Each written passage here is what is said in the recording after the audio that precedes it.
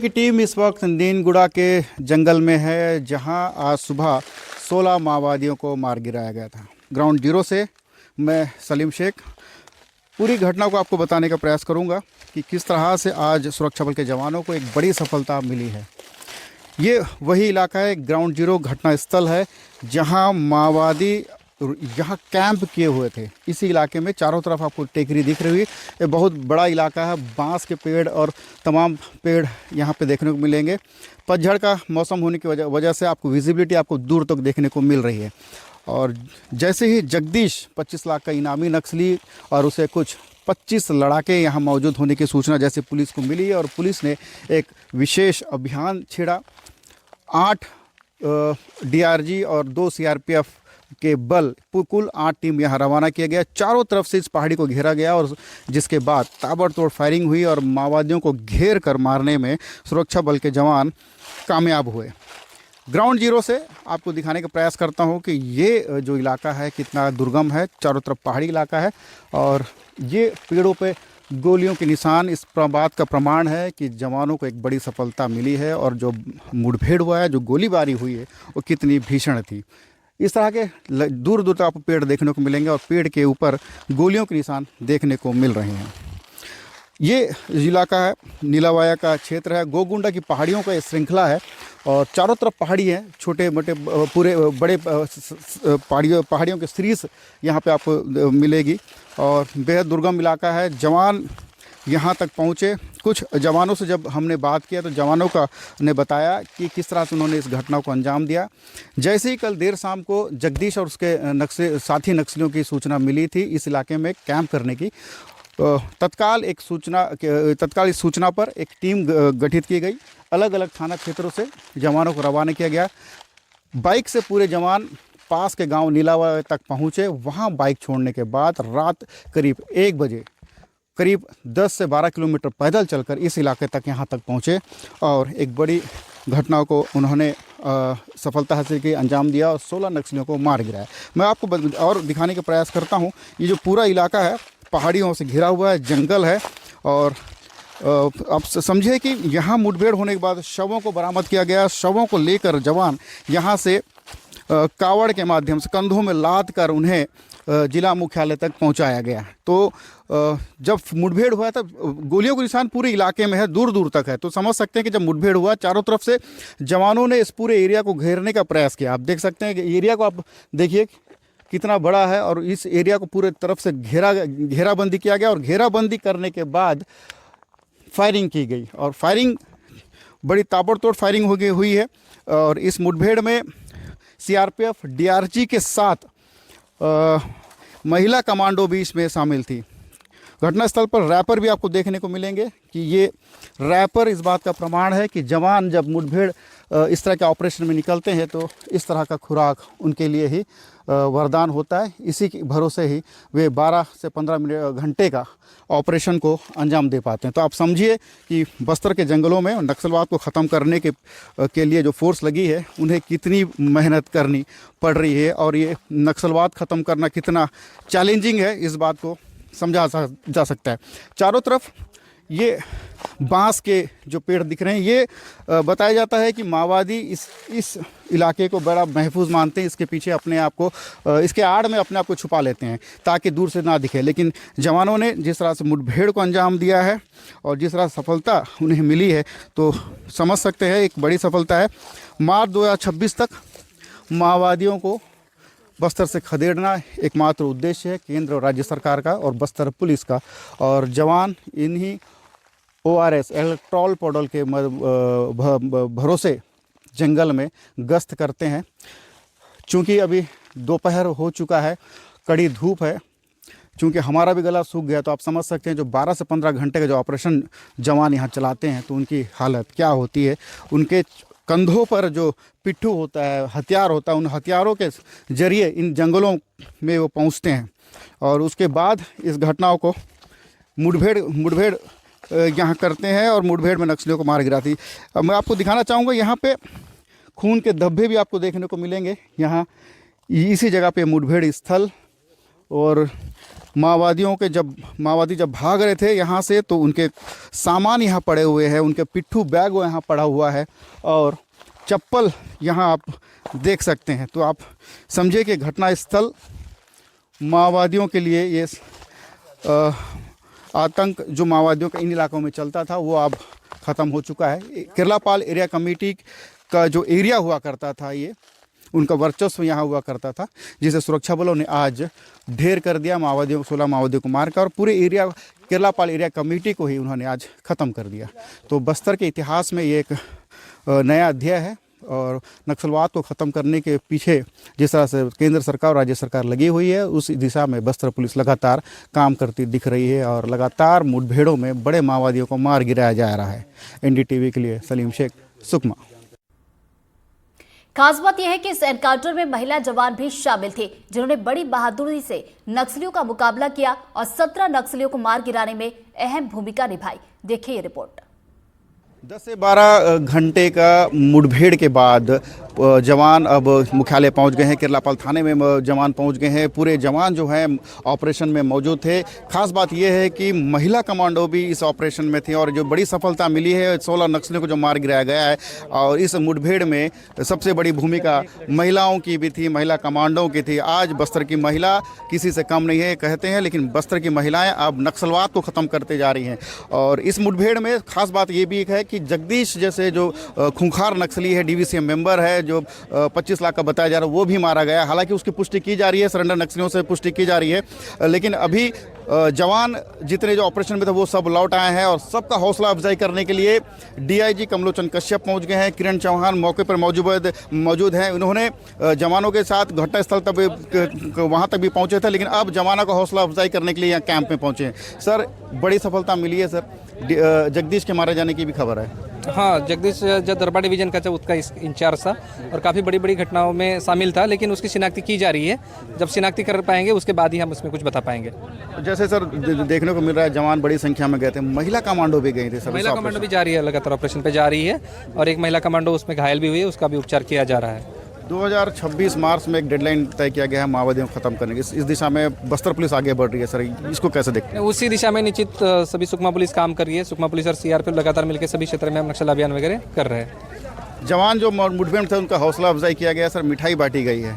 तो कितना मनोबल कितना ऊंचा है सर? जवान ऊंचा है मनोबल, जवान बहुत मेहनत कर रहे हैं। आप देख रहे हैं धूप कितना है, इस धूप में जंगल में चलते हैं और काफ़ी मेहनत कर रहे हैं जवान सभी। किरण चौहान SP सुकमा है, बता रहे थे किस तरह चैलेंजिंग होता है इन इलाकों में मुठभेड़ करना और ख़ास करके गर्मी के मौसम में जब TCOC चलती है। और TCOC वही समय है जब माओवादी सुरक्षा बल को फंसाने में, उनके एम्बुश में फंसाने में कामयाब होते हैं। और अब तक बस्तर के जो मुठभेड़ हुए हैं, अधिकांश जो बड़े मुठभेड़ हुए हैं जिसमें नक्सली घटनाओं में जो सुरक्षा बलों को नुकसान पहुंचा है वो TCOC के दौरान ही हुआ है। लेकिन अब ये TCOC में सुरक्षा बल को सफलताएं मिल रही है, माओवादियों को नुकसान पहुंच रहा है। NDTV के लिए सलीम शेख, सुकमा।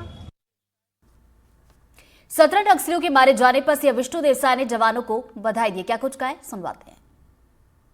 सुकमा में आज नक्सली मुठभेड़ हो रहा है, जिसमें अभी तक 16 नक्सलियों के डेड बॉडी मिले हैं और इस बहादुरी के लिए हम अपने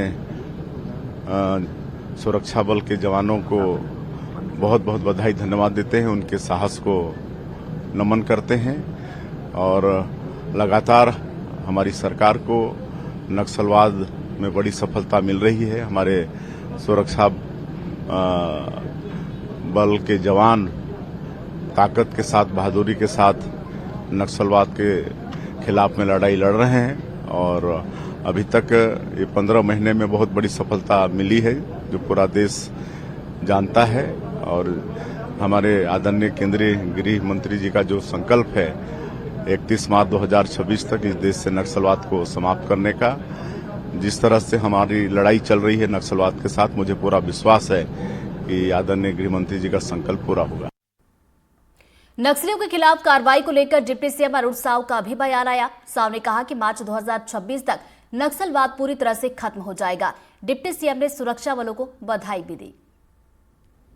देश के प्रधानमंत्री माननीय नरेंद्र मोदी जी के नेतृत्व में देश के गृह मंत्री आदरणीय अमित शाह जी ने जो संकल्प लिया है, मार्च 2026 तक देश से सशस्त्र नक्सलवाद समाप्त करने का, और इसी दिशा में हमारे बस्तर में भी लगातार कार्यवाहियां चल रही है। हमारे सुरक्षा बल के जवान कठिन और दुर्गम इलाकों में जाकर ऑपरेशन को अंजाम दे रहे हैं, चाहे वो अबूझमाड़ का इलाका हो, बैलाडीला की पहाड़ी हो, और जिस बहादुरी और वीरता से हमारे सुरक्षा बल के जवान काम कर रहे हैं, तो निश्चित रूप से हम उस दिशा में बहुत तेज गति से आगे बढ़ रहे हैं। जब मार्च 2026 तक बस्तर से सशस्त्र नक्सलवाद पूरी तरह से समाप्त हो जाएगा, और आज जो मुठभेड़ चल रही है, निश्चित रूप से सुरक्षा बल के जवानों को मैं बधाई दूंगा, शुभकामनाएं दूंगा कि उनकी वीरता और बहादुरी से लगातार वो बस्तर को शांति और विकास की ओर लेकर जा रहे हैं। हाँ, निश्चित रूप से लगातार जब ऑपरेशन हो रहा है, दुर्गम इलाकों में जा रहे हैं, तो बड़े पैमाने पर हथियार, गोला बारूद बरामद हो रहे हैं, ईआईडी बरामद हो रहे हैं, तो नक्सलियों के सारे मंसूबे नाकाम होते जा रहे हैं, और अब अंतिम सांस ले रही है नक्सलवाद हमारे बस्तर में। सुकमा में हुए मेगा एनकाउंटर को लेकर गृहमंत्री विजय शर्मा ने भी बयान दिया। गृहमंत्री ने कहा कि 85 दिन में 133 नक्सलियों को मारना संकल्प है। साथ ही नक्सलियों को भटके नौजवान बताते हुए विजय शर्मा ने कहा कि हथियार छोड़कर वापस आ जाए, उनका जीवन सुचारू रूप से चले, इसका भरोसा सरकार दिलाती है। जवानों के भुजाओं की ताकत पर एक और बड़ी सफलता मिली है। सुकमा जिले के केरलापाल थाना क्षेत्र के अंतर्गत सर्चिंग तो जारी ही था। सुबह की मुठभेड़ में 16 नक्सलियों के शव बरामद किए गए हैं। SLR, इंसास, AK-47 और कंट्रीमेड बहुत सारे हथियार भी उसमें शामिल हैं। 2 जवान हमारे उसमें घायल हुए हैं, परंतु वो खतरे से बाहर हैं और उनको जिला मुख्यालय ला करके आवश्यकता अनुरूप उच्च स्थानों पर, बड़े स्थानों पर इसके इलाज के लिए लाया जा रहा है।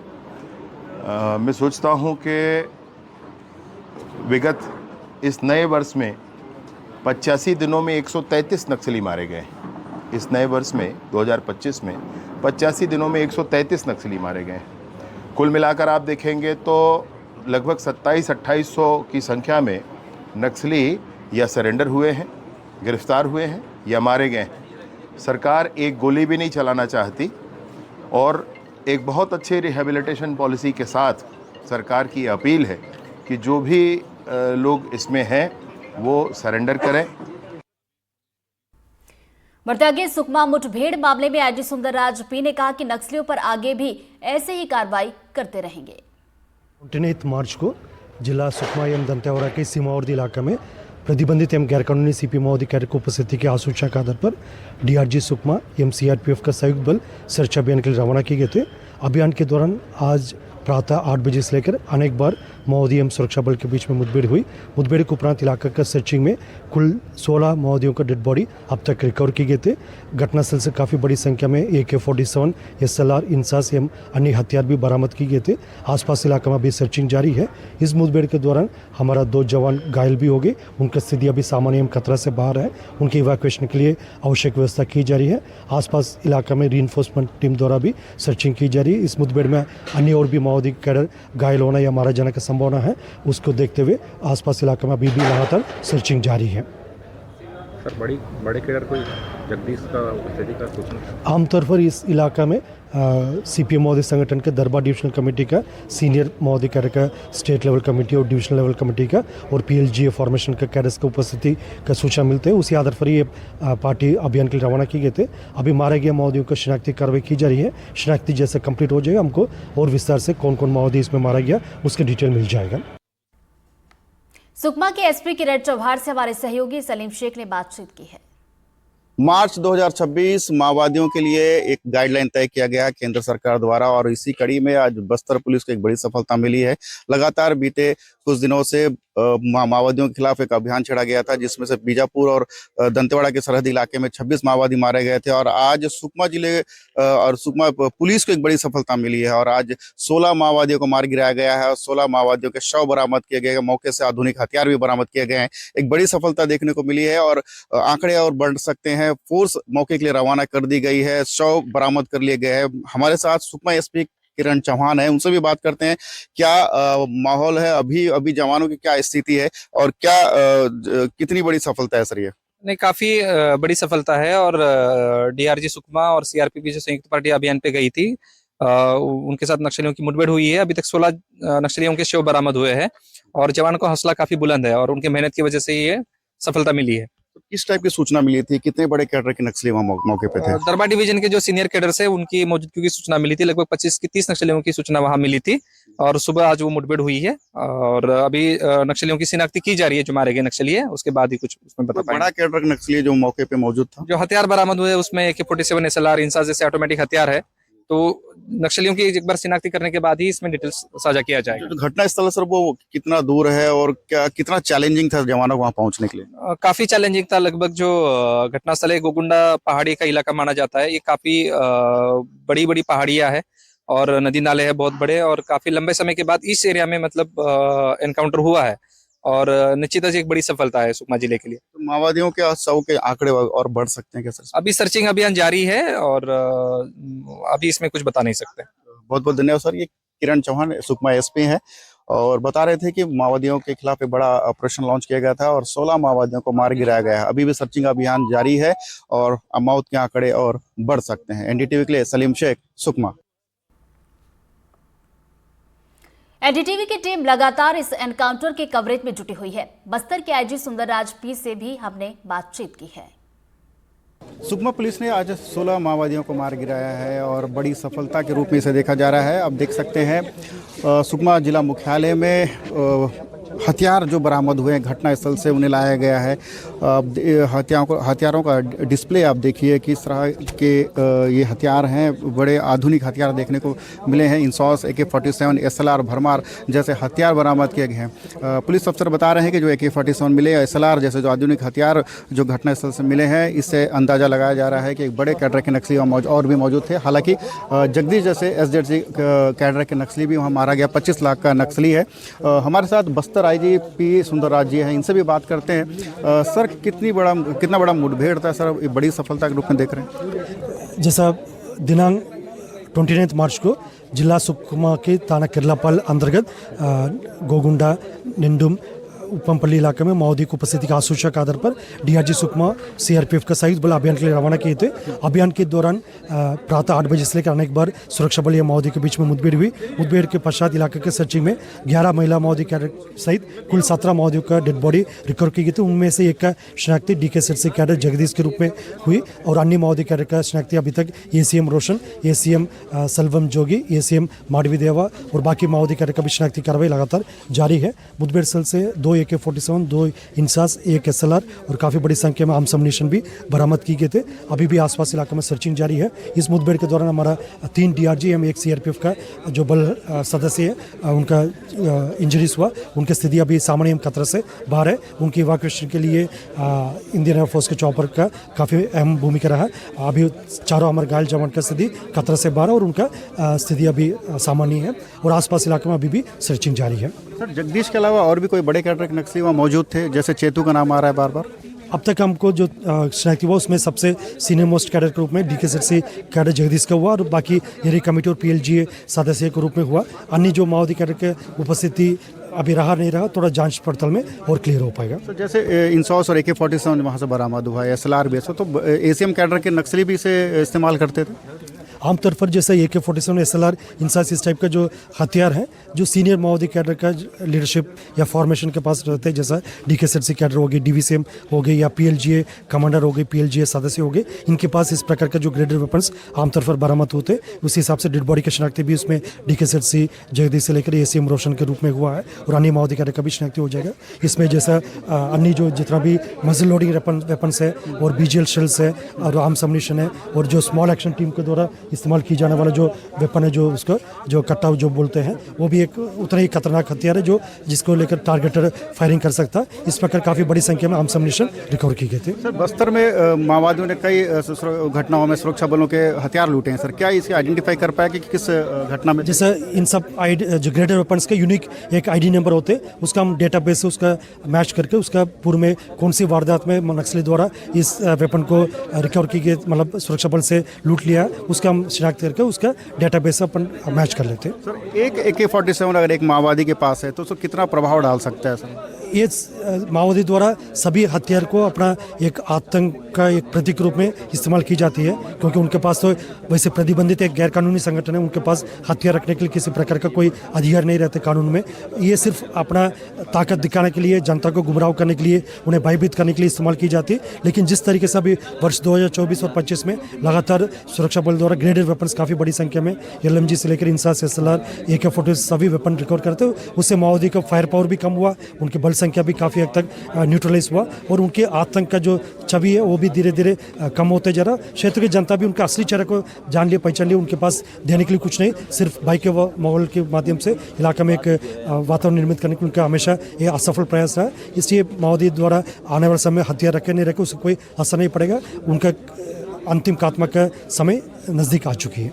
मार्च 2026 एक टाइमलाइन तय किया गया है। सर, इस दिशा में बस्तर पुलिस बहुत आगे तक बढ़ चुकी है, सुकमा नक्सल मुक्त की ओर नज़र आ रहा है। सर, और क्या लगता है सर, किस तरह की प्लानिंग? सर, जैसा शासन का मंशा, दोनों केंद्र सरकार और राज्य सरकार का मंशा है, बहुत जल्दी नक्सल समस्या को समाप्त करे, इलाके में शांति व्यवस्था स्थापित करने के साथ साथ विकास कार्य की गति देने। वर्ष 2024 में जिस तरीके से और 25 में भी अभी तो विगत 2-3 महीने में हमको काफ़ी निर्णायक बढ़त मिला, उससे पूरा विश्वास है जो ये समस्या आने वाला बहुत जल्दी समाप्त होगा, क्षेत्र में विकास कार्य को गति मिलेगा और क्षेत्र की जनता की इच्छा अनुसार एक नया पहचान भी बस्तर के लिए मिलेगा और शांति व्यवस्था स्थापित होकर एक नया वातावरण इस इलाके में निर्मित होना, ये हमारा लक्ष्य है, हमारा प्राथमिकता है, उसमें निश्चित रूप से हम सफल होगा।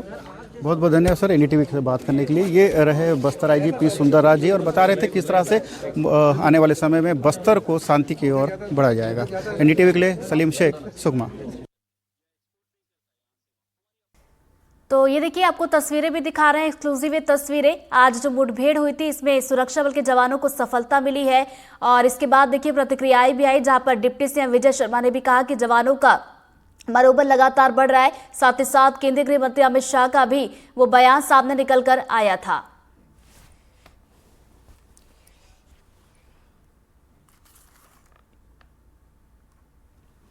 तो देखिए, एक्सक्लूसिव तस्वीरें लगातार आपकी टीवी स्क्रीन पर और वो तस्वीरें भी हमने आप तक दिखाई जहां पर हमारे सहयोगी ग्राउंड जीरो पर पहुंचे थे और साथ ही साथ देखिए SP ने भी देखिए इस पूरे मुठभेड़ को लेकर जानकारी दी है कि किस तरीके से हथियार बरामद किए गए, कितने नक्सलियों को ढेर किया गया। IG सुंदरराज P को भी हम सुन रहे थे, उन्होंने भी यही बताया कि जो हथियार बरामद किए गए हैं उनको आइडेंटिफाई किया जाएगा कि सुरक्षा बल के जवानों से क्या लूटे गए ये वो हथियार है। तो देखिए, बड़ी संख्या में हथियारों को भी बरामद किया गया और ये एक्सक्लूसिव तस्वीरें देखिए लगातार आपकी टीवी स्क्रीन पर जहां पर ये पूरी मुठभेड़ हुई है।